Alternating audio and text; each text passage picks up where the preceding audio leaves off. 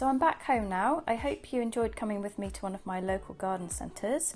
They've got some lovely plants in at the moment, so I just couldn't resist picking up a few things. So I have actually had a pink princess before in the past, and honestly I got rid of it, I can't remember, maybe a couple of years ago, but I really miss it, and I just saw this and the variegation is so beautiful and the price was very, very affordable, so I thought why not pick up one of those.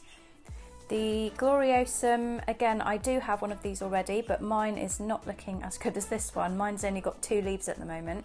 It really does need a crawling pot, like a rectangular pot, so it can crawl along the soil and it will grow much better. So I am on the lookout for one of those. But I did pick up this beauty.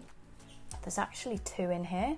So for now I've just kept it in the original pot, and then once I find some rectangular pots I will pick up those and repot them. I am going to be repotting the pink princess today in a slightly larger pot. The variegated Maranta is absolutely gorgeous. I have actually wanted one of these for a while, and again this was really affordable. I do have the non-variegated version of this plant. I'm not going to repot this one for now, but I have just added a little bit of my own soil mix onto the top of the existing soil. If you haven't seen my soil mix video already, I'll link that below for you.